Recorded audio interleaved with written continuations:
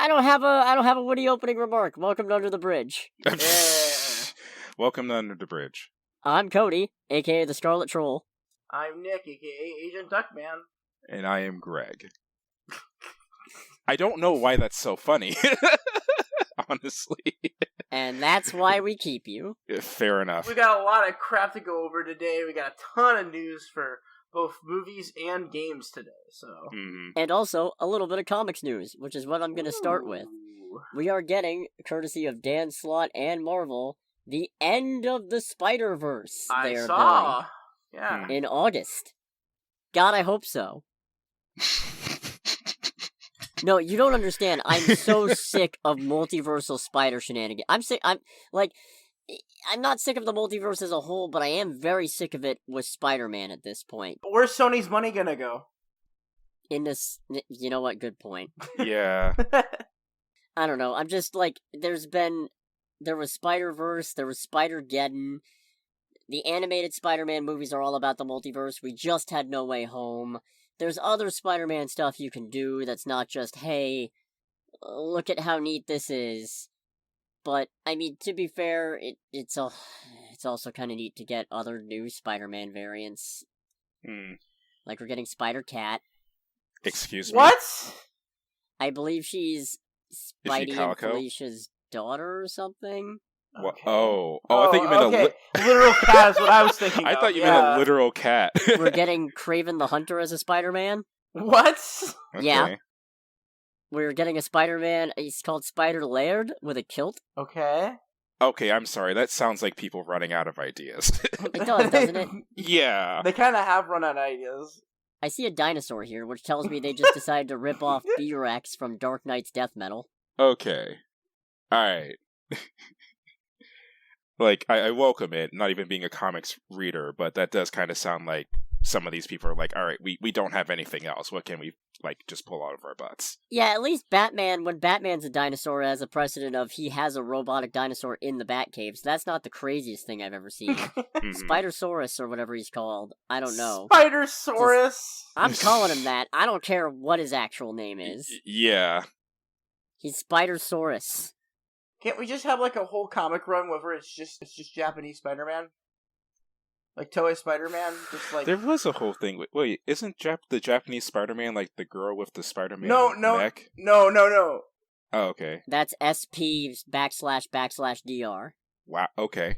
I'm talking about Toei Spider-Man, which has a giant robot called Leopardon and a bracelet that he uses to transform it. Yeah, it's Spider-Man. It's Spider-Man, yeah.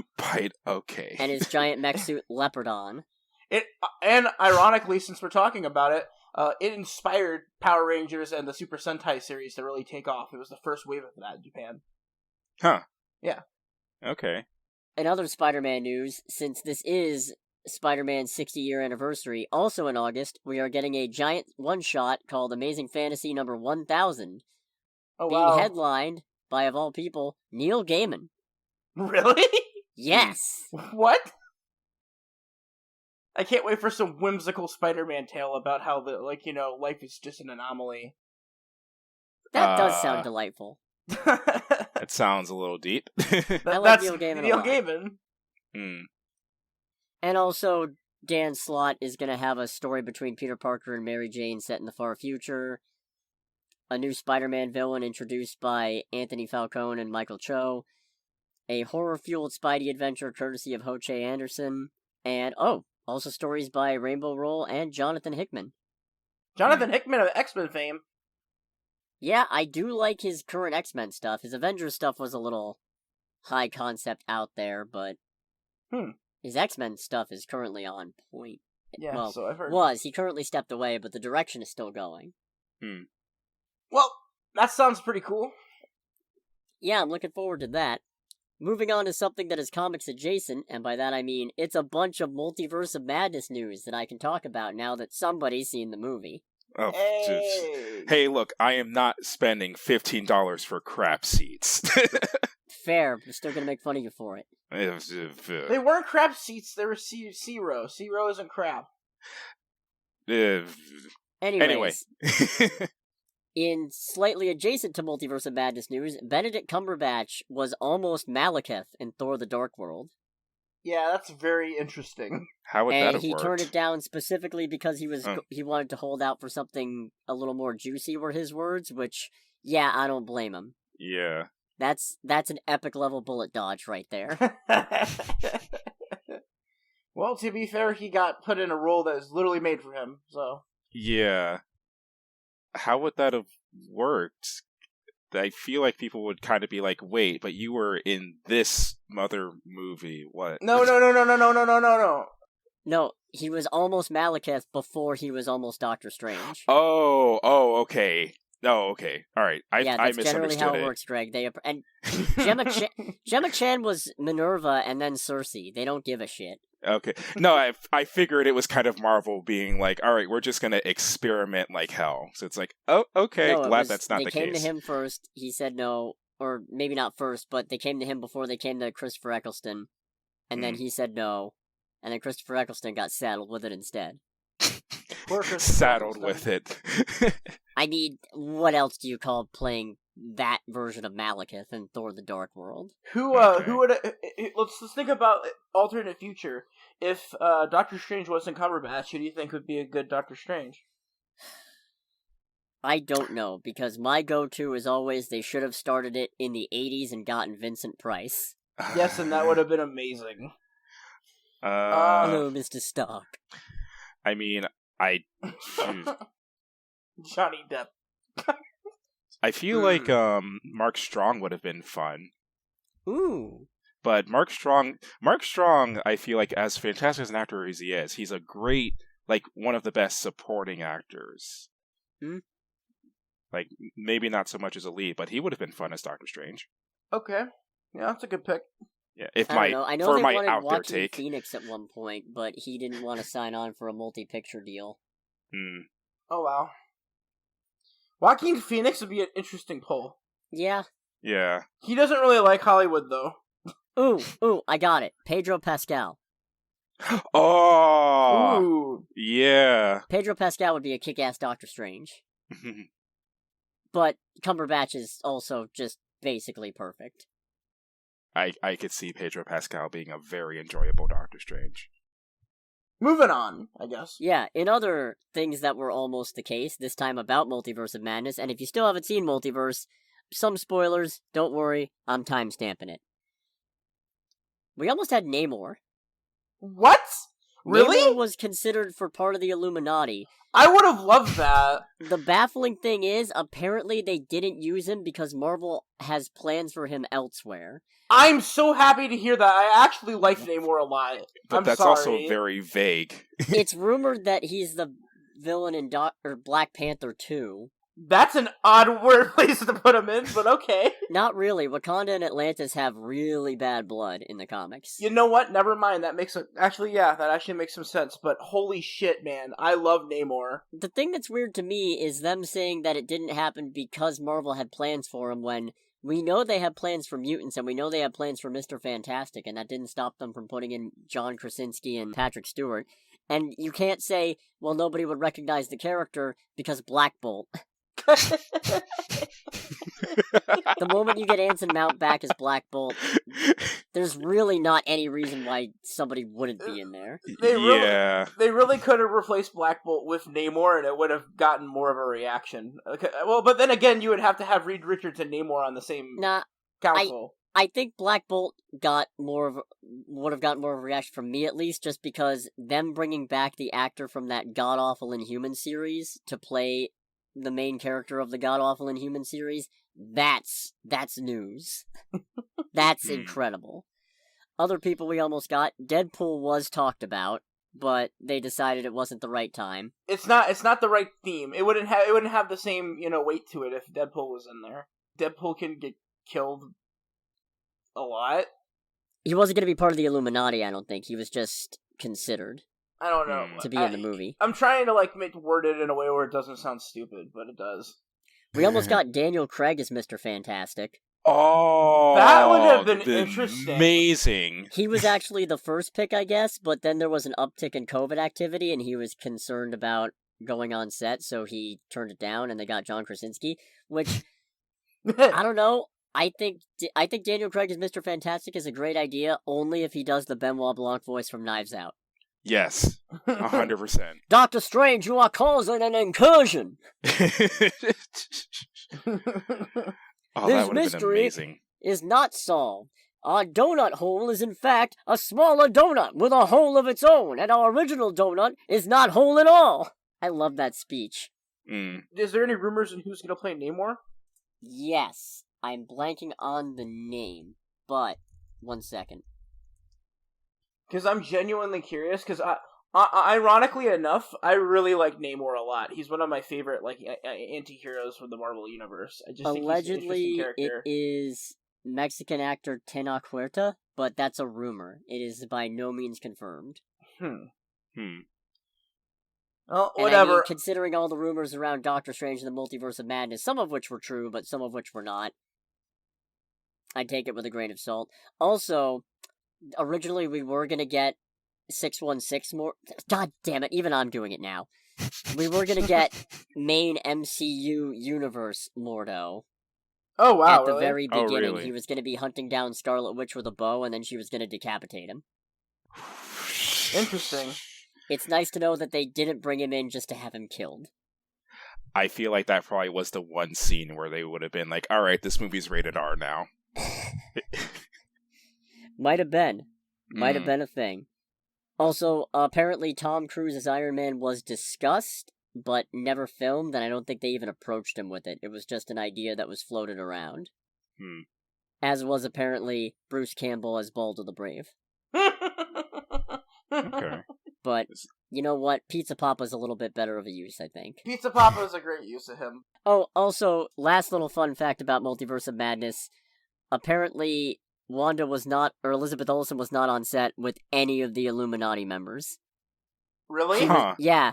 She was asked what it was like working with John Krasinski, and she says, I don't know, I've never met him. It's movie magic. That is something she would say. Alright. I like Elizabeth Olsen, though. Yeah, she's definitely. Great. She's I have wonderful. no problems with her, just her character. Who, honestly, I don't really mind coming back if it means more Elizabeth Olsen. But there has to be Anyways, we're not getting into a Multiverse of Madness review again. Back to non-spoilery things. Riz Ahmed and Aneil Karia are teaming for a Hamlet adaptation. I'm always down for a good Hamlet adaptation. I'm always down for a Hamlet adaptation in general, good or bad. Oh boy, I don't know.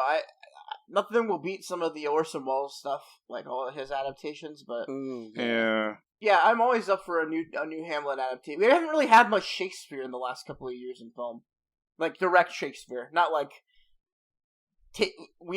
odd take on Shakespeare. We haven't had like a direct adaptation of Shakespeare in a while, other than that one movie that was done by the famous brothers, and Cohen. It's by Joel Cohen. Cohen's, yeah. Yeah, Joel Cohen's movie that he did with Denzel, and it's Othello. Other than that, we haven't had many other adaptations of Shakespeare. So. Yeah, I mean, The Northman was pretty close to Hamlet, but I think that's more... I think it's more it predates Hamlet? No, wait. I'm not good with timelines. No, I mean, the main character is straight up called Amleth, and it's wanting to kill his uncle to avenge his father, so... Wow, okay, portmanteau. That's pretty great. But I think that might be an actual myth. I don't... Like, an actual Norse myth, too. I do not remember. To be fair, every single Shakespeare story is has been, taken and based on, everything is not original anymore, so... Yeah. I mean, I'll definitely welcome a Hamlet adaptation well over a, Romeo and Juliet one. But... Okay, yeah, Amleth is actually the direct inspiration of Hamlet. So... Really? Shakespeare ripped off the Northman. Okay. Damn it! Alright, great. I love calling Shakespeare unoriginal. I'd say that's a freaking sentence if there ever was one. I'm kidding. I know it's more complicated than that. I'm making a joke. Nobody get mad. Someone's still gonna get mad. What's next in the docket? Arkasha Stevenson is making her directorial debut for 20th Century Studios' Omen prequel, The First Omen. The first Omen. Yeah. Okay. How's that gonna work if it's pre-Damien? Yeah, like Damien's supposed to be the Antichrist. Like, how does that work? Did the devil fuck another jackal first? Was the Omen a story about the child of his rebound romance? Is it a demonic tale about having protection? I don't know. How does the first Omen work? It's literally, how does it work? Yeah, I don't know how it's gonna work now that I think about it, but... It makes no sense conceptually. Or conceptually. Boo. Boo. Boo this man. I deserve that. That was not my best game. Whatever, I guess I'll wait till I see the trailer and decide what kind of enigma that is, but... I got Dune Part 2 news. Oh, yeah. Christopher Walken has been cast as the Emperor, Shaddam IV. Is he really the Emperor? Yes. That's amazing. You will not escape. I've never read Dune. I don't know any lines of Dune. I got a fever. It's all this sand that's making me hot. And the only cure is more spice. Oh my goodness. How is it this is the third week in a row that I've come back to this? I love Christopher Walken, so I'm not complaining. So yeah. No, Christopher Walken's great. Making jokes about spice. Oh, God. Christopher Walken for my Spice Sony Pictures movie because they're going to run out of Spider-Man villains to talk about. Christopher Walken is the ice cream man. They're going to eventually run out of Spider-Man villains and they're going to come to me for my original idea. Yep, I'm sure. Christopher Walken, hey kid, you want an ice cream? It has spice. It's got sugar, spice, and everything nice. Everything nice. Everything nice cast extra, though. Oh, man. This is going on goodness. enough. We've got Godzilla vs. Kong sequel news, which is that Adam Wingard is returning to direct, having direct the first one, and Dan Stevens of Legion fame is going to be starring as the main human character. Oh boy, I don't care who's in it, Godzilla or Kong.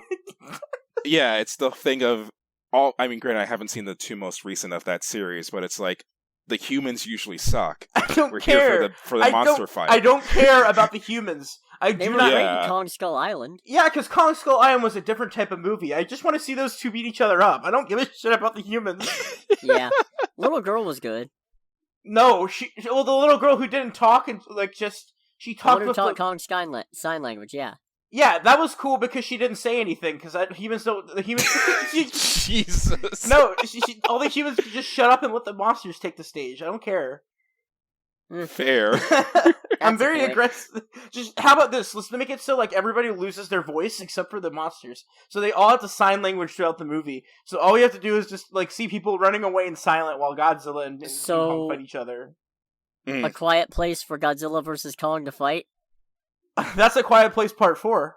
Oh my. It's building to that. I can't believe this. John Krasinski's gonna be like the Force Ghost, and he's gonna be like, I don't even know what I'm talking about anymore. Let's move on. Cancellation I can news. see that happening. Hulu has canceled MODOK. Not surprised. Yeah. MODOK is really good, though. Is it? I haven't seen any of it. It's very good. I haven't seen any of it. When half of the show, the plot line is Semi-Charmed Life, is like a key pivotal song in MODOK's life. It's pretty awesome. Okay. I'm just holding out hope against hope that Hitmonkey continues. I really liked Hitmonkey. I haven't seen Hitmonkey. It's good. Is it? Yeah, I had a lot of fun with it. It feels very kind of archery, but not quite. Okay. MODOK feels like if Robot Chicken made one sketch for 40 minutes. Alright. Okay. Like, that's a pitch. Yeah. A lot of the interactions between MODOK and the other superheroes just feel like prolonged Robot Chicken sketches. It's amazing. Okay. Yeah, I feel like this was inevitable because now that Feige's got control of everything, he's kind of pulling the plug on everything that came before him. Before Marvel Studios was calling the shots, which, yeah, I don't necessarily blame him for. Fun reminder, originally MODOK and Hitmonkey were supposed to cross over with planned series for Howard the Duck and Tigra and Dazzler, to form the Offenders. That was an actual plan they were going for. I would actually love to see... just make a Howard the Duck show, please, on Disney+. Like, please. Yeah, with Seth Green. Yes, and make it so... Because Howard the Duck can travel the multiverse, so he can partner up with America Chavez. Oh, boy. I don't know how I feel about that one. I mean, it opened a lot of doors, proverbially. Yeah. It could happen. I would love to see it. Yeah. I love Howard the Duck, so... I don't, but I would still welcome it anyway. Well, Howard the Duck gets a bad rap for the terrible movie, but like the comic character is very stupid and fun. It's very Mad Magazine. But yeah, that's my pitch. Make the America Chavez, because I think America Chavez is supposedly getting a spinoff. So yeah, who isn't? Okay. Yeah, but pretty much every character is. So I mean, like if they're doing an America Chavez spinoff already, you've got another character that can travel the multiverse. There you go. True, very true. How did Howard get... You know what? I'm not going to start spiraling. No, let's not go down that rabbit hole. I'm not going to start spiraling. Sonic 3, little tidbit. Crush 40 is very interested in being involved with the music. God, please give me Sonic Heroes at the end. The entire theater will be singing, I swear. Give me Live and Learn. There's not going to be a dry eye in the theater. Everyone's going to be crying and singing like Live and Learn Sonic Heroes. And then all of the people who aren't are just going to walk out because they're looking at all the nerds in the audience and like don't want to be a part of it. Oh yeah, it's going to be awful. I swear, if I hear Crush 40 in the next Sonic movie, I'm going to be so excited. That's a band that's been on my listen to list for a minute. I just haven't gotten around to it. They don't really play live shows. If they ever came anywhere in America, I would do it. I would shop everything to go see them. Same. Okay. It sounds like a very fun concert to go to because it's just a whole bunch of Sonic nerds. But they're actually a good rock band. Yeah, the last little thing that I've got, I'm not sure if this even really qualifies because it's no longer back-upable, but there was, per Forbes, a Disney Plus UK blog teasing that She-Hulk was releasing on August 17th. The section of the blog that mentioned that has since been removed, though. So... That's very specific. Not necessarily news, but we might have a She-Hulk release date. Okay. I just wanted to be on it in case what happened with Miss Marvel happened, where we recorded it, it's like, sounds like it might be this day, and then the very next day, yeah, it's that day. It's like, well, great, glad we talked about it. Good point. It's kind of... Well, in case we get it right this time, where Forbes got it right, you heard it here first, folks, or something. You did. Maybe you heard it here first. Maybe. Possibly you heard it here first. Unless you heard it somewhere else. In which case, great. Good for you. I'm glad. Good for you. Find out however you want. Hey everyone, this is Editing Cody. Just want to let you know, obviously we record these Monday night, and just our luck, turns out, yeah, immediate next day. Trailer dropped August 17th, release date is confirmed. So I'm even better at this than I thought. If only I was better at editing videos quicker. Anyways, back to it. Thanks. Just know that we care. Yeah, that's why we try to bring this stuff. Because we care. Because we care. Or something of the such. The more you know, like, the jingle starts playing, do-do-do-do, even though it's completely unfitting. That's the more you know. So, I think we've talked a lot about the news for this week. How about we move into some of the trailers, those juicy trailers we got this week? It's trailer time, indeed. How about that Hustle trailer? Hustle is a movie. I'm interested in it. I'm probably going to watch it because it has Adam Sandler in a dramatic role, and he's a really good dramatic actor. So yeah, so I'm always down to see more serious stuff from him. I did look into it a bit more before we got together, and apparently it's being produced in part by LeBron James. Yep, he's a co-producer. Yeah, I didn't know LeBron James did movie things, honestly. Yeah, he actually won, I think it was him that won the Oscar for Best Short Film for Dear Basketball. Huh. Back, I think 2019, I think it was 2019. Yeah, so he has an Academy Award. The main secret to being a producer is to have enough money that you can make whatever you want. It's like LeBron James, one of, as far as I understand it, because I don't watch basketball, one of the most successful basketball you're players right. ever. Yeah, no, I he's can one see of the that. he's literally one of the most successful and prolific basketball players ever. He's up there with Michael Jordan. It's like him, Michael Jordan, and like Carmelo Anthony are always like the three that are talked as like the big three of basketball. Shaq is up there too, but I don't think like he even trumps those two. I mean, he is like nearly 7 feet My tall. God. So, but yeah. So for this trailer, it seems alright. I am really not a big fan of sports movies as a general rule. Mhm. But I am. I do like me a good dramatic Adam Sandler. I think he's come to the point in his career where he's switched to doing entirely dramatic indie films. Because, like, you know, what big movie has he done other than Hotel Transylvania? Like, that's the only thing he's really been a part of. I guess. yeah. So there's that. There's also... I had a point, and now I do not remember what it was about. It was Adam Sandler. It was basketball. Basketball is my favorite sport. No, stop that.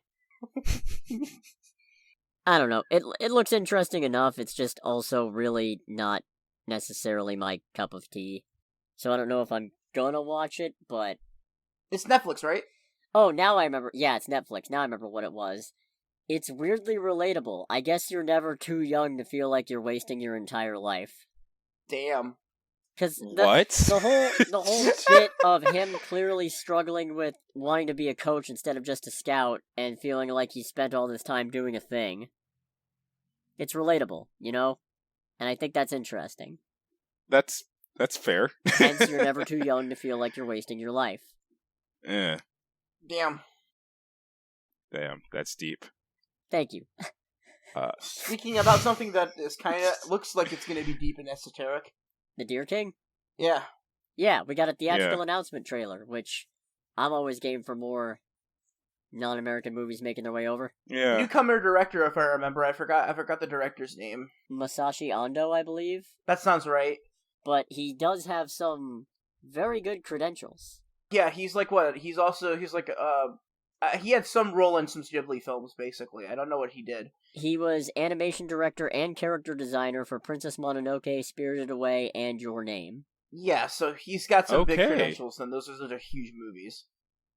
Yeah. Also, this is being animated entirely by Production IG. They're a pretty big studio. They have a pretty unique style. So I don't know. It looks like a really cool looking movie. I kind of like the style and the direction. I might go see it. I might not. Depends what's coming out that week. It should be noted Masayuki Miyagi is also a director on this movie.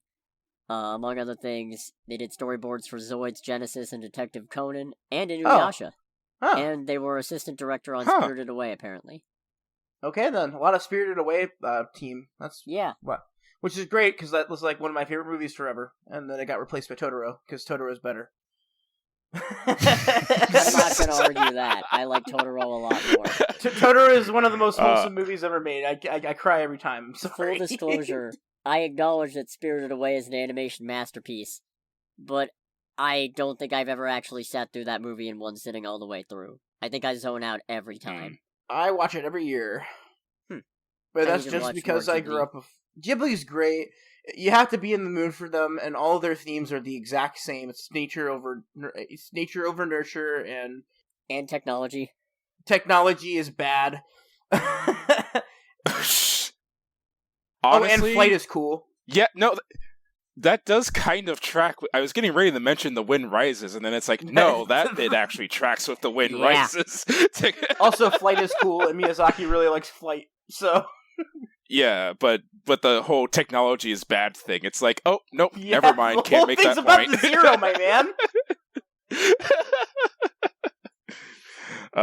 I do actually really like that movie. I like the dub a lot, because they got the guy who voices Rex to play the really mean boss, and it's hilarious. I don't... Like Captain Rex? Who's that one voice actor who does like Rex from Toy Story Wallace and the Shawn. boss? Wallace Shawn. Oh, okay. Like he plays like the boss in that movie. So he's Fazzini from Princess Bride. The guy who says "inconceivable." Yeah. There you go. So speaking of inconceivable nightmares, Resident Evil. Evil. There's actually 2 teasers for these, and they're all right, I guess. It looks like World War Z with a Resident Evil DLC. Yeah. You know what I just realized? We never actually said anything about the Deer King trailer. It looks fine. It looks interesting. I did kind of think it's like, this might be a movie that might make me cry. Who knows? It looks like it's trying to do that. It actually looks a little more straightforward than most animated Japanese movies that I've seen. Mm-hmm. I don't know. That could just be deceptive marketing. Maybe it's just as esoteric and strange as every other animated Japanese movie I've seen. Anyways, back to Resident Evil. Back to Resident Evil, which I don't know. I summed it up already. My feelings about this have already been summed up, but the internet is absolutely taking a shit on this trailer. These trailers. You have to keep in mind that the fan base for Resident Evil is very, very, very rabid. They are very territorial about their franchise. Like, Resident Evil, the thing that somebody in the comments of those trailers, I was just reading them and they're giving me a good perspective, because I'm like you, Greg. I really don't have an opinion. Resident Evil is a great series. I like it a lot. I'd never have really invested myself in it. It's very iconic. It's very influential. It pretty much created the survival horror genre. Like, it's a pivotal moment gaming like staple, and it built Capcom. Or no, it didn't build them, but because Mega Man really kind of built them. But like it kind of ushered in the modern era of Capcom, I would say.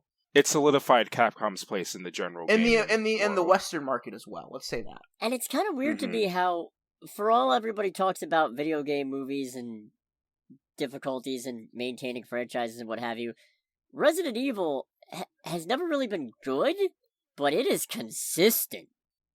It's just out there. It's present. They keep making movies and stuff based on these things. So the reason why people were upset with this is the tone, because like Resident Evil is a very much a horror thriller movie where it's about like a small group, if not like one or two people, going off doing these like missions. Like it's not like a whole bunch of people with all these crazy guns, miniguns, fighting hordes and hordes and hordes of zombies, and with all these like they're making it out to be this like over the top action movie when it's really not. Right. Like, Resident Evil should be more like subtle. It should be more like the horror. It should be more like a Lovecraftian kind of horror beyond kind of thing.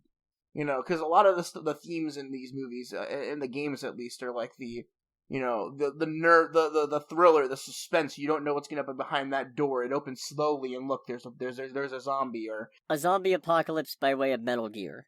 Correct. Yeah. Rather than just. Which, by the way, I can't wait till we start getting more details about that. Oh, they are making a movie out of that, aren't they? Yeah, Oscar Isaac is starring as Snake. Right. Yeah. Yeah. What? Oh my god. Yeah. All right, I need to hear more about that, please. Yeah, that's going to be a very interesting... That's what I'm saying, because, like, something like that, like, these two games have a similar tone. Resident Evil and Metal Gear, where Metal Gear is more of, like, the action stealth game, while like, they both have that suspense and thriller, like, the suspenseful thriller kind of, like, feel to them. So, there's just different genres completely. So it's going to be interesting to see how they adapt that, because they're adapting this, like, terribly. It is World War Z with a Resident Evil DLC. That's how I would describe it. Also, I remember people in the comments were like, yes, iconic characters such as Teddy Bear. Like, there's nothing iconic except for I think they showed a dog, like, jumping through a window, because obviously they want to bring back to the first one. The dad is apparently Wesker. Really? Yeah. I hate this. I hate this movie. If he doesn't go like as much as I hate the Mila Djokovic movies, like Wesker was the Mila Jovovich, whatever her name is. I can't pronounce it. Mila Jovovich. Thank you. I'm also tired. Okay. Yeah. I'm sorry, Mila Jovovich. What was I getting at? Oh yeah, the Wesker in those movies is like spot on perfect, and there's like a couple of fight scenes that are taken directly from the game that are really well done. So like they can get the campiness in those movies, but also kind of like they should make a Resident Evil movie with an Evil Dead vibe to it, where it's over the top and crazy, but it's still a horror game that has the horror elements of a Resident Evil game, like some mystery, some suspense. This is like World War Z. Like, it's too much. And I hate World War Z, the movie. I like the book, hate the movie. So we're gonna get that, but with Resident Evil skin. Yeah. You know what looks like a better horror project, even though I think it's more of a thriller? What? Resurrection. I didn't actually watch this trailer now that I think about it. Wow. That was the good one. Was it? I thought so. It's Rebecca Hall. Explain it to me. Rebecca Hall was a mom trying to keep her daughter safe, and Tim Roth is playing some guy from her past who apparently she has some kind of business with, and she might be losing her mind, or the guy might be a real problem. Who knows? Oh boy. I like Rebecca Hall in The Night House. So, more subdued horror movie. Yeah, like I said, I think it's built more as a psychological thriller, but honestly, it made me more uneasy than the Netflix Resident Evil trailers, so there's that. Good point. Well, I don't think that's a particularly high bar. No, it's still a bar. It is a bar that needs to be crossed. And it's coming to Shudder. Fair. Oh, wow. So, a reason to use my Shudder account. And theaters as well, but also Shudder. Which I also need to use my Shudder, because I like having it. Wait, is it getting a dual release on both like theaters and Shudder at the same time? I don't know if it's same time, but it is coming to both. Okay. I mean, I did watch it, and it's like, I could kind of see the psychological horror like elements. It's one of those things where I think it looks cool, but I still don't kind of have an opinion towards it, because I just generally don't do horror. I am a total bitch when it comes to horror, so... We need to bring back Horror Nights. I mean, if you guys want to hear me like shriek like a dying dog... Sure. I love horror movies. I love horror movies. They're great. Nothing brings me more joy than remembering the 3 faces of fear, as I like to call it. That was so great. Yeah. So... You know what, I'm just gonna go off on a little tangent here. There was a bit where we were watching The Conjuring at a friend's house, me, Greg, and Jeff, who you'll remember from the Sonic 2 episode, and there was one bit, it was with the laundry line, the clothesline thing, and our reactions were, Greg was screaming low, like, ah! Jeff was screaming high, like, ah! And I was shouting, oh, shit! And I like to call that the 3 faces of fear, because it just basically covered the whole spectrum. Yeah. That was something. I love it so much. Anyways, Resurrection, I'm looking forward to it. We also have First Kill. Oh. I could not finish this trailer. This is a very dumb teen movie, it looks like. Or teen series. Yeah. See, I hate Romeo and Juliet. There's unsubtle, and then there's one of your main characters in your forbidden teen romance series is literally named Juliet, but with some extra letters at the end of it. Unsubtle. Yeah. I like I said, I couldn't finish it. It got to the point where both of the parents were like, I forbid you from seeing the person. It's like, alright, click. Yeah, I don't blame you, because it's like, what's going to happen when they're both older? Yeah, or...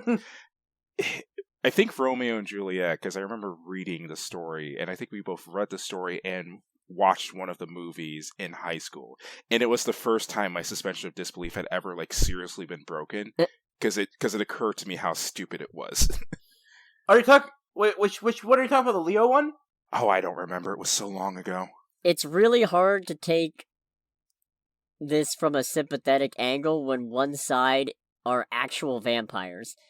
Obviously, you know, there's room for nuance and there's room to be, maybe they didn't ask for this, maybe they're cursed to be like this, but just based on the general perception of vampires in the pop culture, one of these families is an actual set of human-preying bloodsuckers. Yeah, it's like, at least with the original works, like you just said, you can make the case of like, okay, they're just 2 teenagers who love each other, not actually killing everyone. There's one set that like kills people as a job. And then the other set also kills people as a job. But also I think that I think it's really annoying that they like went through, instead of trying to make it like something unique, it's very, very predictable, because like the vampires are social vampires too. Like they're these rich white family that like live in a mansion, and like you have to go by society and dignity and you know blah blah blah blah blah. Like it's like very much the route that they would go with this. About as subtle as naming one of your characters Juliet. Juliet, correct. Yeah. Do you think they named her Juliet with 2 T's because one of them's a cross? Shut up. Oh, you might have just saved this series for me. Well done. I actually, there's a better chance of me watching at least some of this than there is of me watching Resident Evil. I'll say that. I need a lot of alcohol to watch this. Fair. I feel the complete opposite. Also regardless. Prey? Prey. We got a teaser trailer. It looks wacky. Oh, that trailer got in, like, just completely, like, candid haw out of me when, like, the free, like, lights showed up. It's like, alright, this is metal. I've never watched Predator, really gotten too big into Predator, other than the one time we watched it at movie night. Greg, but I am very interested. It's not metal, though. It's flint.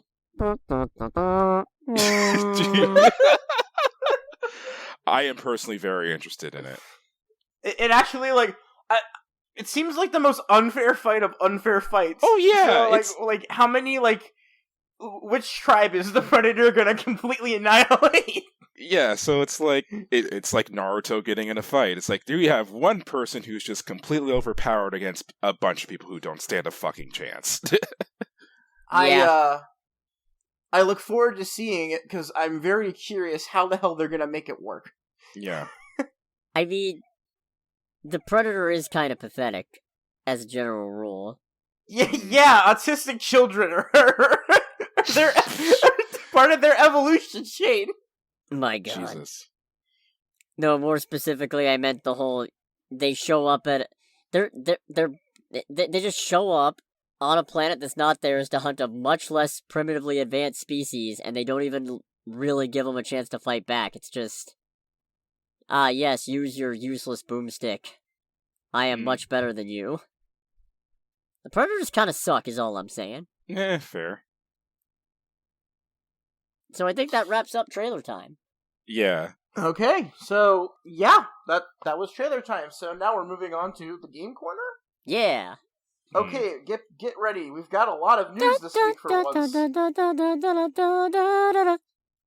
So we're just gonna start off with going over a recap of the stuff that happened at the Nintendo Nindy Direct. It's their big, they do directs a lot. They do a lot of directs all throughout the year. Obviously, this is their indie one where they announced all the indie games coming to Switch. Okay. Some of these were like new releases that are going to be coming on, like either they're like world premieres, if you would. A lot of them are just they're announcing ports for the Switch. Like Ooblitz is coming to the Switch. Electhead, which is a game that's on PC, is coming to Switch. It's like a 2D puzzle platformer. Tabs is coming to Switch finally, so Totally Accurate Battle Simulator. Then there are some interesting games that were announced, which one of them is called Gunbrella. And it's a game from the creators of God of Roboto, where it is a guy with an umbrella that's also a gun. So Black Lagoon. Yeah. Under my gun, Barella. Boom, boom, boom. It's a 2D side-scrolling action game that looks pretty fun. I'm actually really kind of looking forward to it. It looks from the trailer, it looks like it's gonna be a lot of fun. There's a game called Silt, which is a puzzle adventure game that looks pretty interesting. An episodic narrative-based game called We're OFK about a band that travels. Okay. Mini Motorways is getting a Switch port. It's actually out now. Some of the other big things that they announced are like another Devolver Digital game called Card Shark. Games here and there. Like I would just take if you actually have a Switch and want to get some indie games, just watch it. It's like a 30-minute reveal. It's like just basically game after game after game of all these indie games that are coming out. So the big one though, I think in my opinion, is Gunbrella. I'm gonna actually be looking forward to playing that. It looks pretty fun. Another one is Wild Frost, which is another one of those roguelike, deck builder games that have been coming big. Okay. So yeah, I don't know. Pretty interesting. Just wanted to bring it up in passing because Nintendo. I'm moving on to PlayStation now, which actually has a couple of stories. Oh boy! We finally got the launch titles for the PlayStation Plus premium games. Tell me when. PlayStation. I don't know. I think it's coming out within a couple of weeks. If I remember, it's like starting. Oh, is it? Ooh. Yeah, it's going to start in June. I want to say. Oh, I thought it came much later. Okay. No, and the games that are coming out on launch have been announced for the backwards compatible stuff. Hit me with it. Okay, for PSP we only have one at launch, and it's Super Stardust Portable. Great game, by the way. PS1, we have Ape Escape, Hot Shots Golf, IQ, Intelligent Cube, Jumping Flash, absolute classic, Mr. Driller, Siphon Filter 1, Tekken 2, and then both Worms Armageddon and World Party. Okay. So some interesting picks there. Yeah. PS2 games that are going to be coming at launch include Ape Escape 2, and these are, by the way, these are all the remasters. All the ones on PS2 for the most part are remasters. Okay. Ape Escape 2, Ark the Lad Twilight of the Spirits, which is it's big in Japan, but it's kind of an obscure here JRPG series. Dark Cloud 1 and 2, Fantavision, which I've never actually heard of. Hot Shots Tennis, the entire Jak and Daxter games trilogy, so Jak and Daxter 2, 3, and X, Rogue Galaxy, give it to me, Siren, and a weird one, just out of nowhere, Wild Arms 3. Give me. Wait, isn't that like a really expensive game? No, I own Wild Arms 3. It goes for about $40, I want to say. Wild Arms 4 or 5 are like $130. Okay. My God. Yeah, they are like it's weird that they don't have 1 and 2 in here, but 3's on here. It's weird. Okay. PlayStation 3 games, and 4 and 5 I won't go over because those aren't really retro. No. PS3 games, you got Asura's Wrath, Castlevania's Lord of Shadows 2, Crash Commando, Demon's Souls, Devil May Cry HD Collection, Echo Chrome, Enslaved Odyssey to the West, which is an underrated game, Fear, Hot Shots Golf Out of Bounds and World Invitational, Ico, Infamous 1, 2, and Festival of Blood, so all the Infamous games other than the new one, or the PS4 one. Loco Roco Coco Roco, which is absolutely, I love Loco Roco. It's one of my favorite game series. It's actually really cool to see it's coming on. It's getting added on there. We have Lost Planet 2, Motorstorm Apocalypse, Motorstorm RC, Ninja Gaiden Sigma 2, Puppeteer, Rain, Ratchet and Clank, A Kraken Time, and a Nexus, and Quest for Booty, so all the PS3 Ratchet and Clank games. Red Dead Redemption Undead Nightmare, Resistance 3, Super Stardust HD, Tokyo Jungle, and One Vikings Attack. So that's actually a pretty varied list. Wow, they really stacked up the PS3 section, huh? Yeah, ironically, we might have more coming to the service as well, because I'm just going to use this as a good segue to the next story. Ubisoft Plus is actually also coming to PlayStation. And the way that they're doing it is, on May 24th, they're going to add a subscription plan to PlayStation Plus called Ubisoft Plus Classics. And they're going to add both popular games and new games to the service, as they launch. So, but a lot of the newer games that they have on there are like Valhalla, some of the bigger games from the last couple of years. Give me original Rayman. They don't have Rayman on here, ironically. Damn it. Which is kind of sad.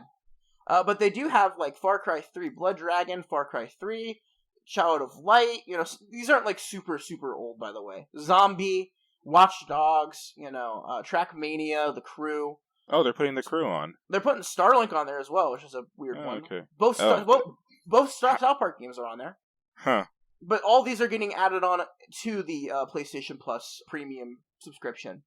It's kind of interesting what they're doing. So they're partnering with PlayStation, it seems, for the time being. I know that they were partnering with Xbox for the time being. I don't know if they're still going to keep on partnering or they're just going to be supporting both. Who knows? But yeah, they're definitely coming to PlayStation. So PlayStation's kind of starting to build a library. I don't think they're going to compete directly with Xbox Game Pass. They have their own niche in the market. But yeah. I think Game Pass wins over it still with the amount of content it has. Yeah, it kind of with the whole Ubisoft thing, it kind of sounds like it sounds like they're doing the same thing what Microsoft has with EA. Correct. How you get EA, I forget exactly what it's called, but basically EA's like premium service. You get it for free if you have Game Pass, but not necessarily Gold, you get it for free. I mean, it's definitely interesting. I agree with you on the whole thing of the PlayStation like premium thing versus Game Pass, because even with all that, it doesn't help that I don't care a lot about a lot of PlayStation stuff right now. Me too, same. But I'm still very curious to see what it turns into, because it is the whole thing of competition is always a good thing for this kind of stuff. You know the really funny thing? I keep thinking, oh boy, I could play Jak and Daxter on my... I forget, is this just PS5 or is this also PS4 option? I want to see it's both. Okay, I keep thinking, oh boy, I could play Jak and Daxter on my PS4, and then I think, wait a minute, I still have my PS2 and all of my games. need it. Yeah, that's kind of my thing this too. Is it's not like for me. This is not for me because I'm a collector, so I already have all the like a lot of the titles that they announced for the PlayStation. But it's cool. I honestly think that they should have been doing this for years because there's not really a legit way to buy them unless you go to a secondhand shop. Greg, you know from experience it can get expensive when you start going to an aftermarket store. Oh yeah, because the game market's just a mess right now. Make a deal with Atlas and get Persona 2 Innocent Sin. It's never coming, buddy. Shut up! I mean, if there is anything that would make me care a lot more if they were going to add classic games, if Sony just decides to renew all the licenses for all the cars in either Gran Turismo 1 or 2 and added that on. I would actually cool. I would be care, and I would be like, all right, Sony, you're not cowards, because that's a lot of money. And Greg, you mentioned EA briefly. That was actually a good segue. I've got a lot of EA news right now. Mm-hmm. Let's start with the expected and go to some of the weird ones. Dead Space has got a release date set for January 27th of 2023. This is the complete remake of Dead Space. Oh, okay. It's been confirmed. It has a launch date now, so as long as there's no delays, it's supposed to be expected to be probably one of the first big game releases of next year. So, Q1 already have a pretty big title on there already, and we're getting into game announcement season, so we got probably a lot more coming out. So, yeah, so that's obviously a big deal. We also have EA has 4 titles on the docket for early 2023 release. They are March. Basically, this came from their earnings report that they just did because they did their quarterly, their yearly investor call. Yeah, essentially, and they put on all the games that they're going to be putting out for the quarter on there. The one that was already known as PGA Tour is getting another game. However, we have 4 games that do not have a title associated with them. They just have a general descriptor. Like one of them is major IP, partner title, remake, and sports title. Now, with the untitled Marvel Studios Halloween special. Well, that's descriptive. Well, the remake is probably Dead Space because that was it makes sense that they wouldn't. It's a partner meaning these are supposed to come out between January 1st and March 31st. By the way. Okay. Partner title can be anything. Major IP can be anything. Sports title, and that's actually going to segue into my next topic. I think I know what that is too. It's interesting that they have these out. This got leaked, so we kind of know that there's 4 games coming Q1 for EA. So as we get into game news season, it's going to be very interesting to see what they're going to announce because at least they got some stuff coming for early next year. So going into what I think that sports title might be, this is actually fucking huge news. EA has officially dropped the FIFA license completely. Which is huge. They had a FIFA license forever. They are now EA Sports FC. So that's the new name. It's basically football club.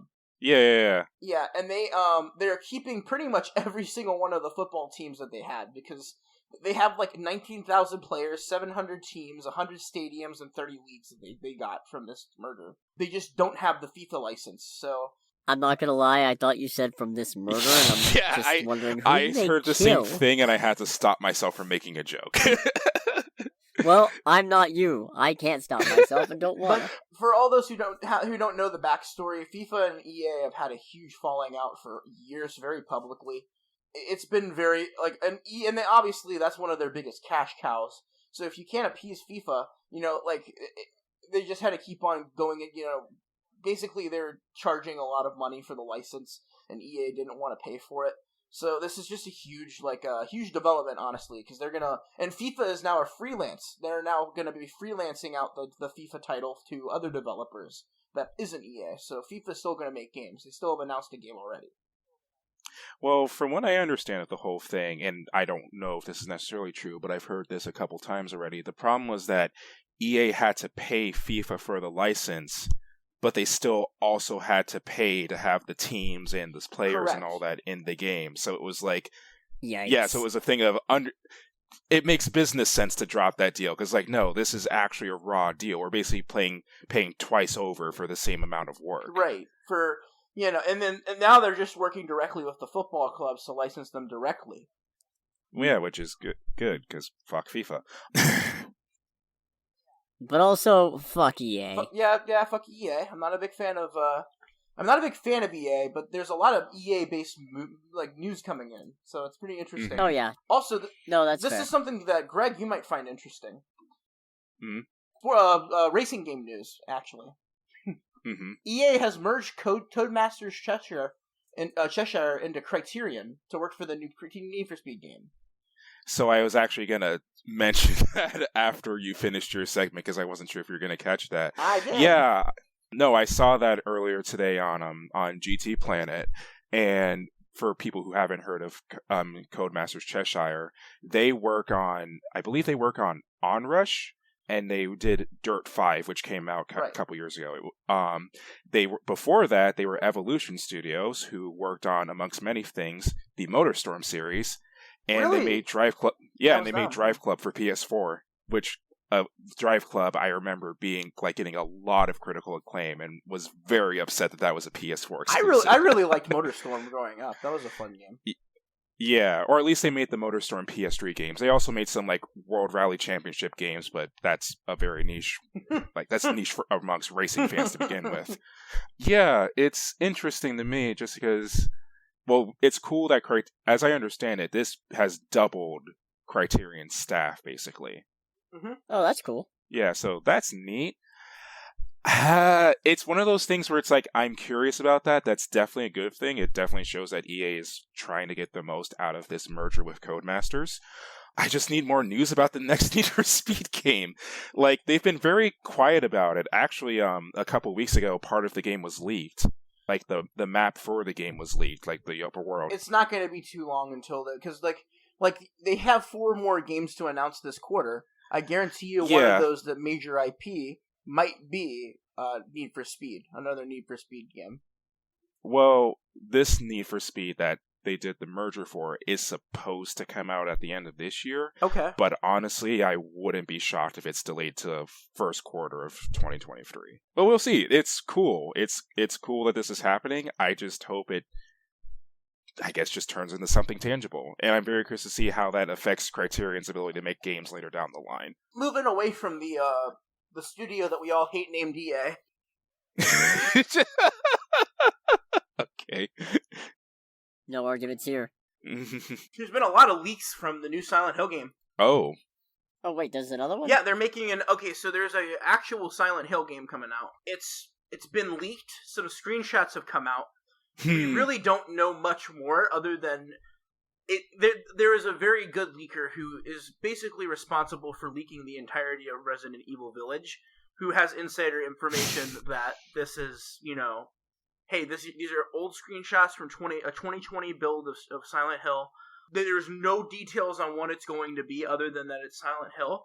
We don't know what studio's involved, but it's rumored to be the studio that worked on The Medium, which was basically just another Resident Evil game. So, I think maybe that was used to or not Resident Evil, Silent Hill game, but that was probably basically that game was a test on the market. I feel to see how everybody feels about Silent Hill coming back. Because Akira Yamaoka, the composer who did all the music, he did all the music for Medium as well, and he actually teased that his next game project would be the one that you've been hoping to hear about, which means Silent Hill. I mean, Yamaoka is the guy who's composed every single one of them, so... Oh, okay. I'm interested to see what is going to happen with that. If Blooper Team, the team that did the Medium, is involved, it's probably going to be very good, because they obviously really liked the source material.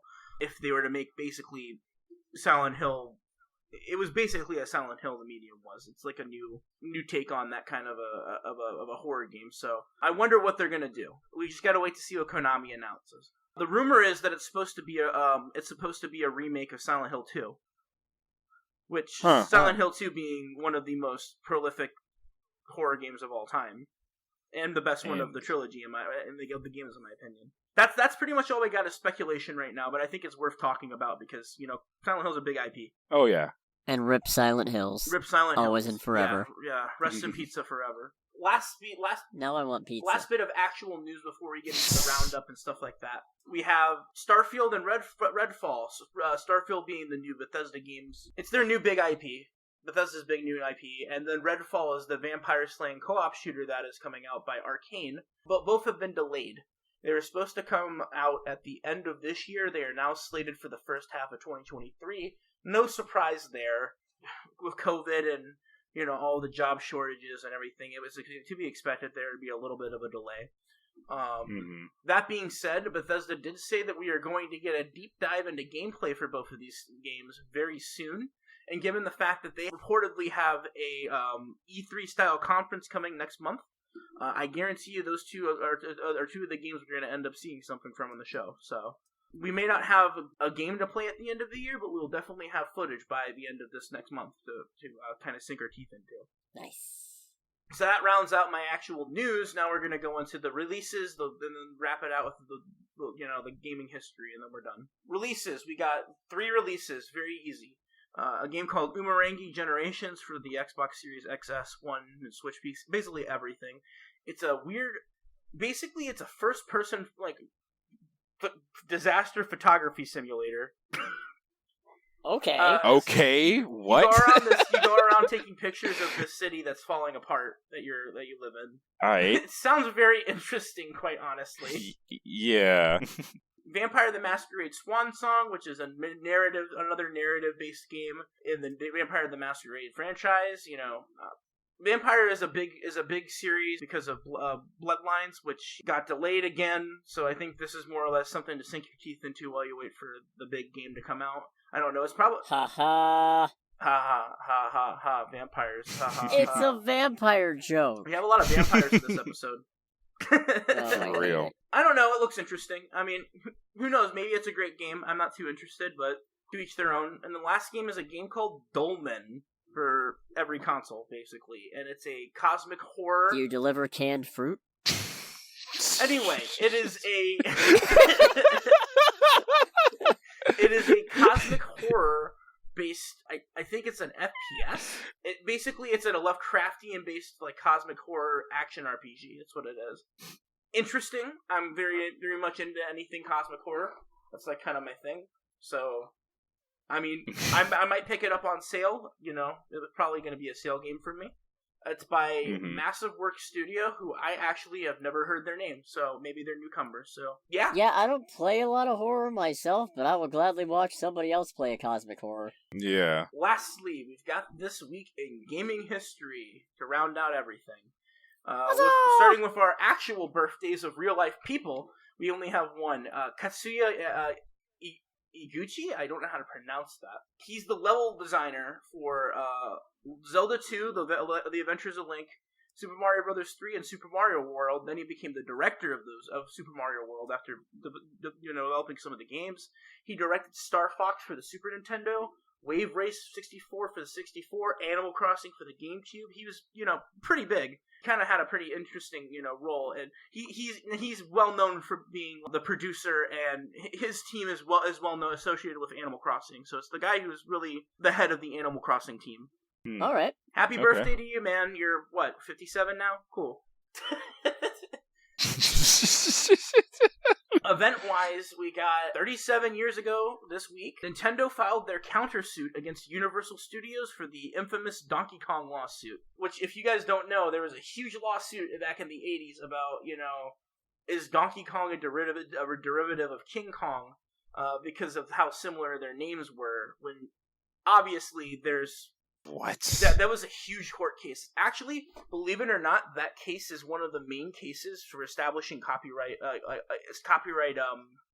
It still has a hold in copyright law today. It's actually a major case because it established. And fun fact: the lawyer who won the case for Nintendo named Kirby, and they named Kirby after him.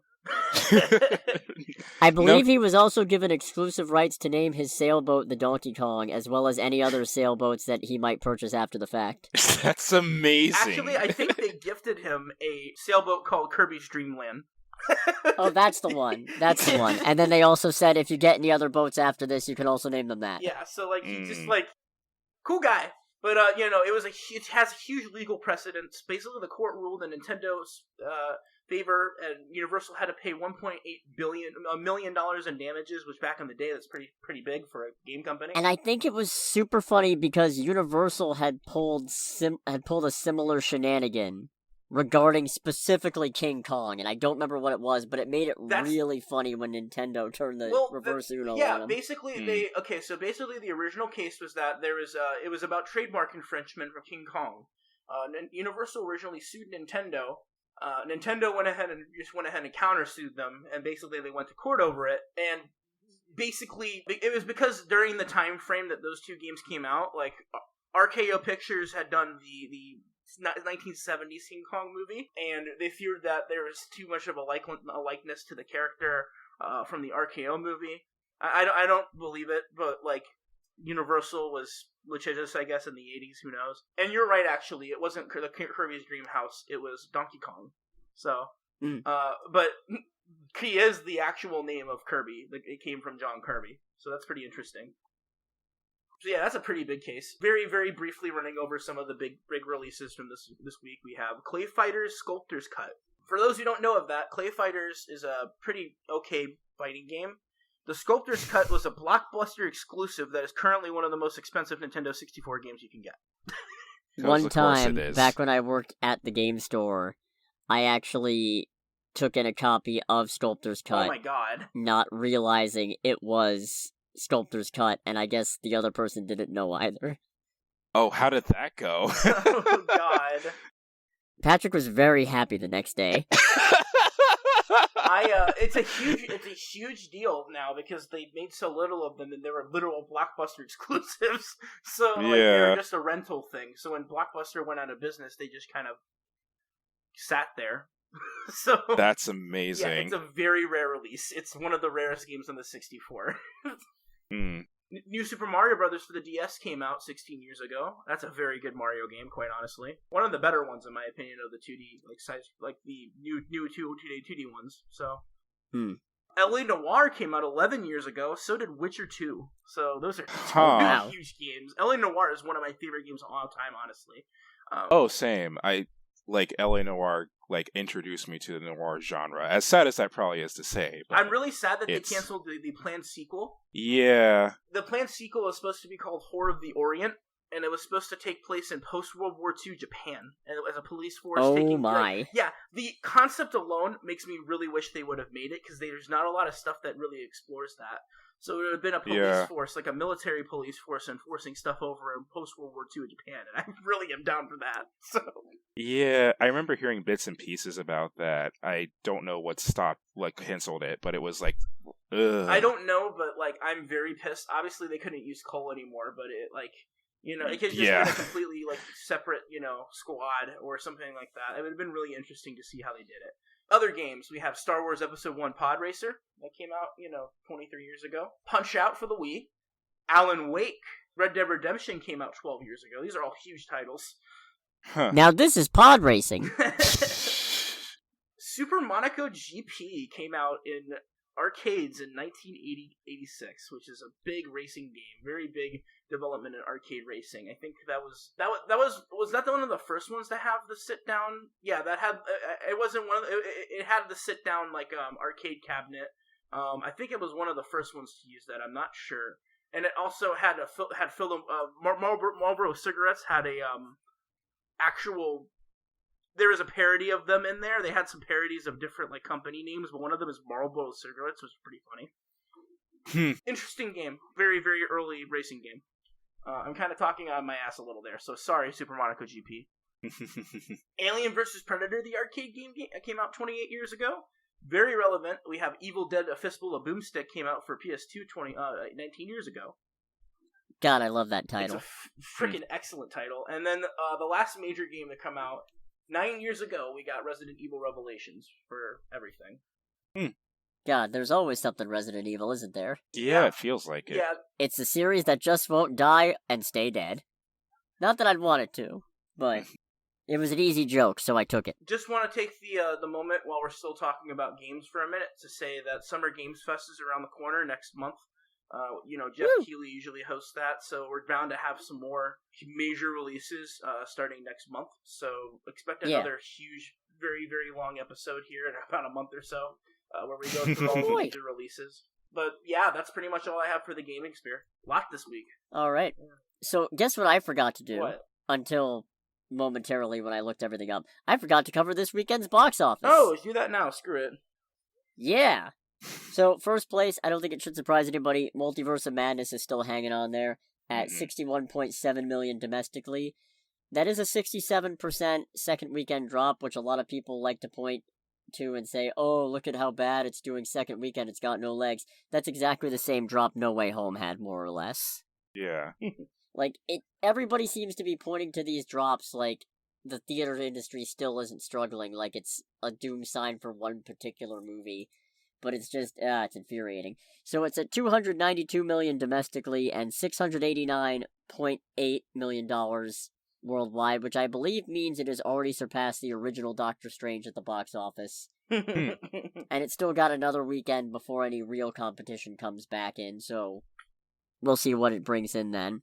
Second place domestically, we've got The Bad Guys, which took in $7 million for a $66.4 million domestic total. Yeah, I am surprised too. And $165.8 million worldwide. Third place, Sonic 2 at $4.6 million for a $175.8 million domestic total. It's really hanging on there. What?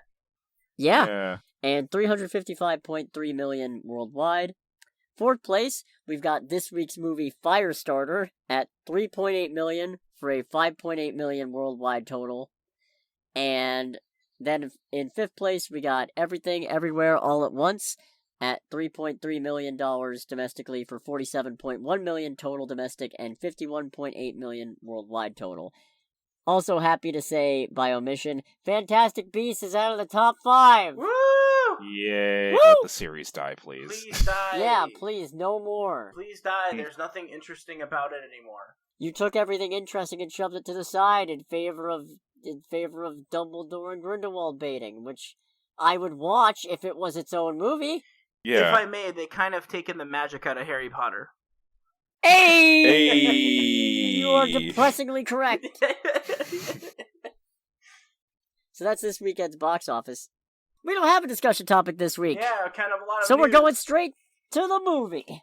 To the movie. That only I saw. Yeah, I'm glad I didn't see it from what I've heard. Because Yeah, same. I'm really upset because I also didn't send either of you my wall of inane scribbling because I have another one. Oh boy. Really?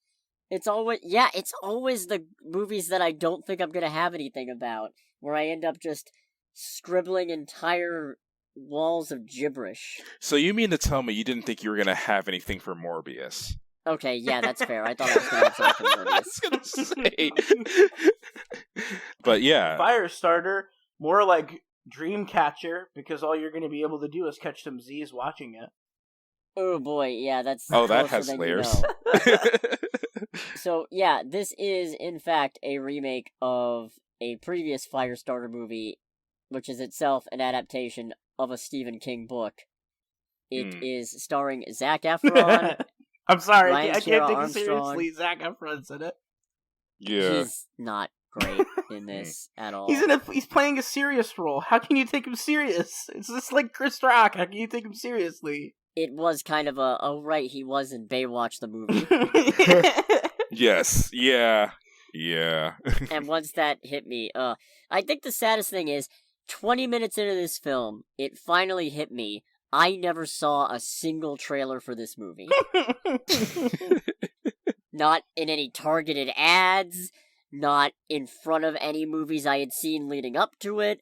I had seen no advertising for this movie. Oh boy. And that kind of set off so many red flags in my brain, because movies don't tend to sneak up on me, especially not ones by major studios, because this is Universal and Blumhouse. What? Oh, wow.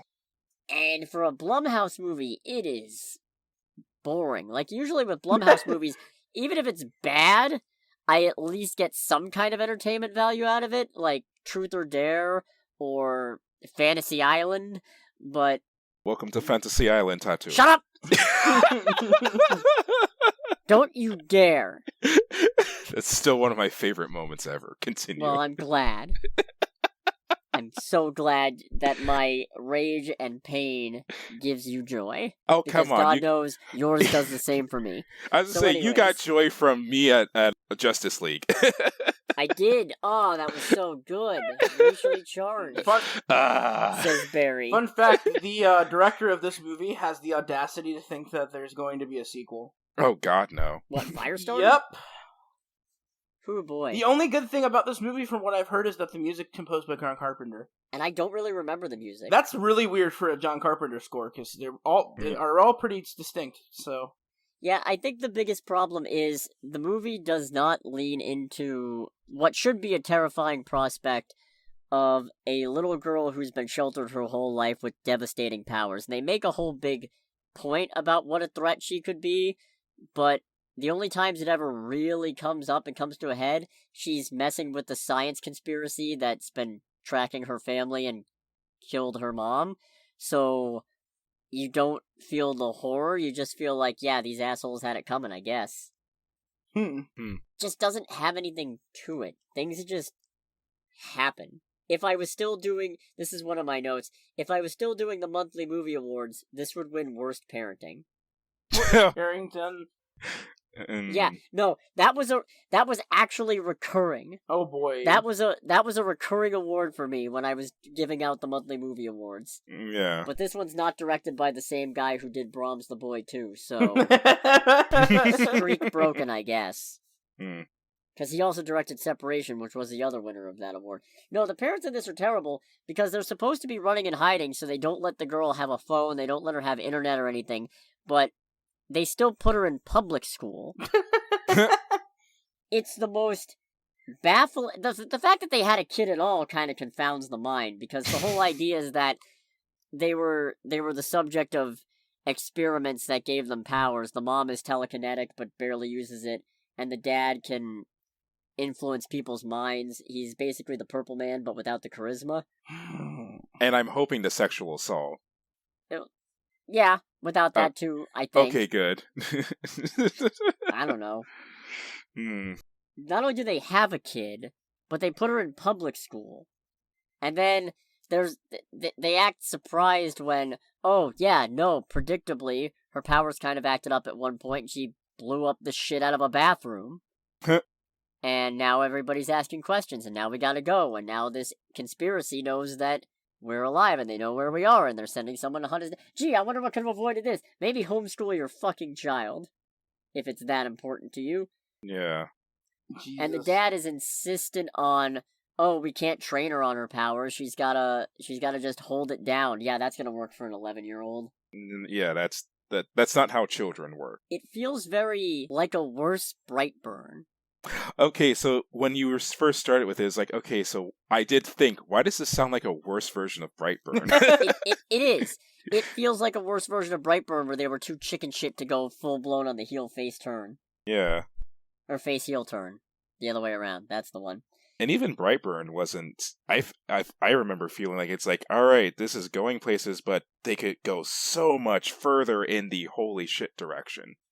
So... The closest thing to a terrifying moment that we get isn't even terrifying, it just made me mad. I wrote here, instant minus 10 points for cat murder. Oh no, cat murder! Yeah, it's actually, it really sucks. What happens is, when they first go on the run, the dad's asleep in the car and the girl's wandering around, and there's a stray cat, and she invites it to, come up so she can pet it. I guess animals hate her as a result of her powers or whatever, because the cat hisses at her and scratches her arm, and then she just unloads. Just singes this fucking cat. And dude. It doesn't kill it. And then the dad wakes up, and is like, it's in pain, and you gotta put it out, you gotta finish this, you gotta make the pain stop.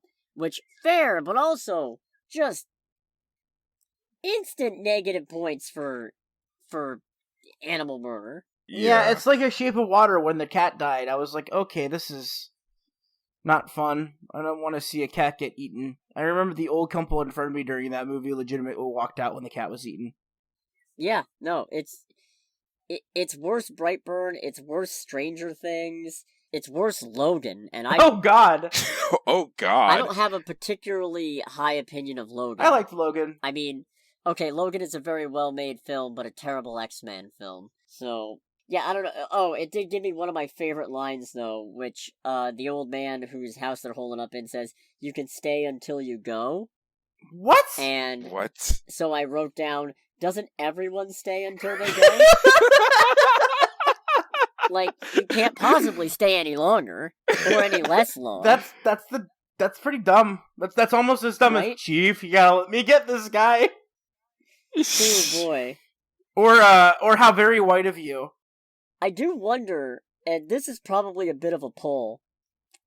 So the little girl not only has fire powers, but she also has her dad's psychic push powers, and I guess also a little bit of telekinesis. And I wonder if she was an inspiration for Manfred Bloor from the Children of the Red King series, because he starts out as a hypnotist, and then starts losing his hypnosis and gaining fire powers, and then he gets the hypnosis back, I think, as well? I don't know. Probably a bit of a pull. I think I'm the only person in my social group who's ever read that book series. I have actually never heard of it. Yeah, same. It was pretty good. I liked it a lot as a child. Well, why did I write Pyro Trigger? Pyro Trigger? I know why I wrote 2 psychics, a pyro, and a pizza place. What? Wait, was the doctor played by Red Foreman? I thought he was, and that's why I wrote down dumbass, but... Yep. Oh, it was Red Foreman. Okay, I'm so good. It was Kurtwood Smith. I was justified writing dumbass. Oh boy. And then Michael Greyeyes is a bounty hunter who's trying to bring them in, or trying to bring the girl in specifically. And I guess he has powers too, but I guess they're psychic powers, but most of what he does is just being implacable and having a gun. I got a gun. I think Michael Greyeyes legitimately said he only took this role because he's like, I do not want another person in red face like in the original. Fair. Fair. Yeah. Yeah, this was not good, and I've already forgotten most of it. There's a decent enough one little bitty moment where the old guy whose house they're holding up in, his wife was in an accident, and you find out that it's because he was having an argument with her when they were driving and wasn't paying attention, and that's why they got hit, and also their son died during that same accident. Oh no. Oh but boy. You get a pretty touching bit, because like I said, the little girl she's got telepathy stuff, or what have you, and she's like, yeah, there's something she's wanted you to know for years, and it's that she forgives you. And it was actually, it was a nice moment, and it was actually pretty sweet, and it kind of got me a little bit. Then the movie kept going. For probably another 30 minutes at that point. I don't really remember. My dad told me, my dad's review, also, hi dad, because I know you listen. Nice. My dad. Thank you for listening, Mr. Nick's dad. The actual thing my dad told me, it was like, it has a beginning, middle, and end. It's technically a movie. But by all accounts, yeah, I'll agree with that. I like how that's, even though that's so simple, that still is like scathing criticism. There's just nothing happens, apparently. Like that was like, there's nothing that happens. The characters aren't likable. The characters have you get no attachment to any of the characters. Like, you really don't care anymore once you get to a certain point in the movie about what happens to these people. The character does not have the right mindset to be a superhero, but also their victims aren't vicious enough for them to be a villain. So you really come out of it just feeling like, I just watched a movie. The product of terrible parenting kill a bunch of psychopathic scientists. I know the original starred Drew Barrymore. It did? Yeah, so... Never seen it. Never feel seen like it. I need to now. Yeah, I kind of want to watch it. You know, maybe we can end up watching it on Criterion or something. Oh, what am I kidding? It's not going to be on Criterion. Yeah, you never know. Jennifer's Body was on Criterion Channel for a bit. Good point. Not actually that bad. Hmm. But yeah, that was Firestarter, and other fun fact, and probably part of why its box office was terrible, it also was simultaneously released on Peacock. Yeah! Oh. That'll do it. Yeah. Also, apparently, look at the Metascore for it. It's not great. It's like a 3.7. Oh, what, the Metacritic? Yeah. Oh, yeah, it's funny because I did not pay, because like I said, I didn't see any trailers for the movie. I did not even look at the critical reception until right before I went to go see it, and then I saw a 13% Rotten Tomatoes at the time, and 49% audience score was the even worse part. Yeah, that's pretty, that means it's bad. Yeah. That was just like, okay, so critic score, whatever. Critics are fickle and they'll hate anything. Mm-hmm.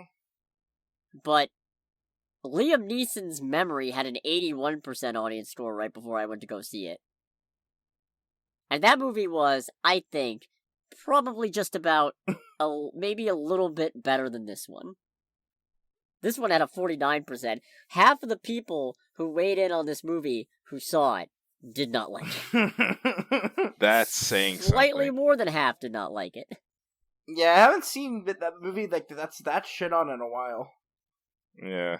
I imagine you're just kind of like, oh boy, what am I in for? Yeah, that was a case of what, oh dear, how did they mess this one up? Because I didn't read, any reviews or the consensus, I just looked at those numbers and thought, this can really only mean a bad movie. I don't think I could take Zac Efron in a serious role, It's hard to do. It's very hard to do. I couldn't do it. Fortunately, next week, we get to go see Alex Garland's Men, and I swear to heck, if I'm the only one...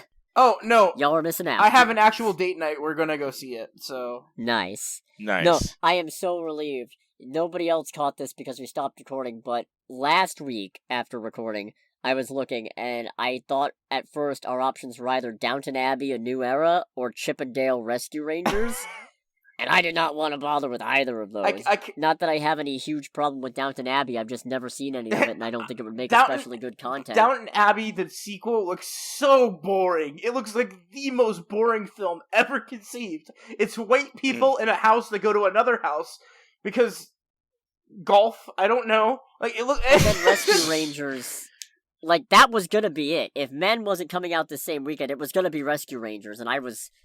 very much hoping it was not Rescue Rangers. I might watch Rescue Rangers anyway. I won't. I might watch Downton Abbey anyway. Sean asked me to go see it and write down, detailed observations despite having seen none of the show, and I might just do it. Why the fuck would you go see Downton and Abbey, a new era? Yeah. Depending on when you do that, I might join. Why? You, actually. Don't subject yourself to Downton Abbey. Yeah, no. We'll get tea and scones afterward or something. We'll make a proper day of it. The only thing good about that movie series is Professor McGonagall plays the lady of the house. I do like Maggie Smith. Yeah. Who was also in Death on the Nile.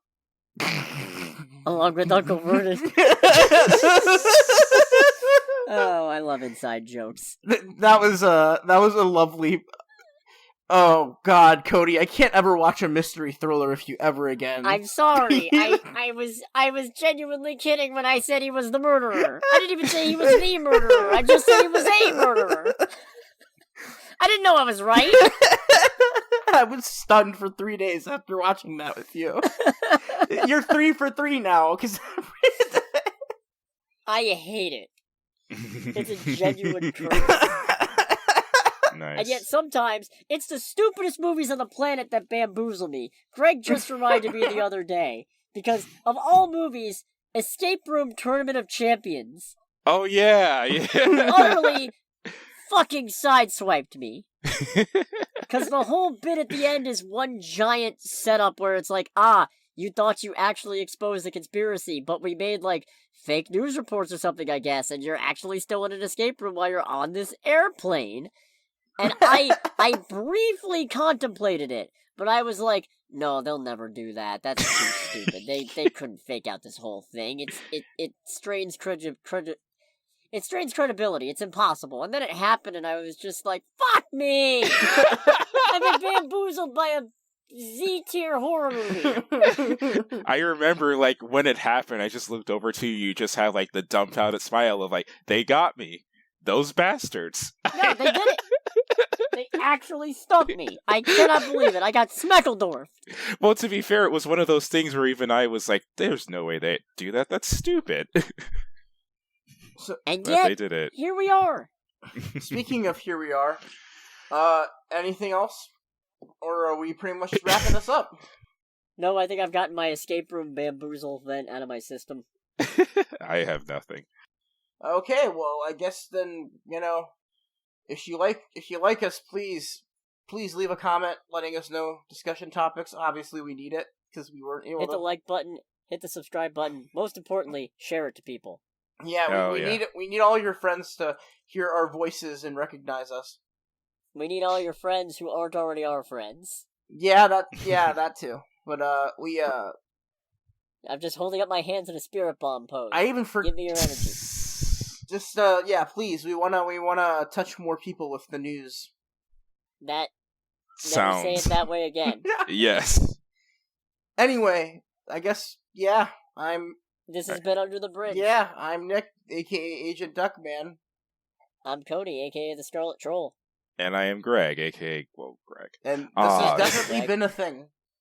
Yes. It has. Next week, men and news. Next week, 3 men talk about men. Yeah. Oh shit! You know what, Greg? Thank you. You've given me next week's episode in advance. You sly son of a bitch. Good job. 2 and 2/2 men. 2.5 men talk about men. Good night, everybody. This is going on too long. Bye, everybody. Bye.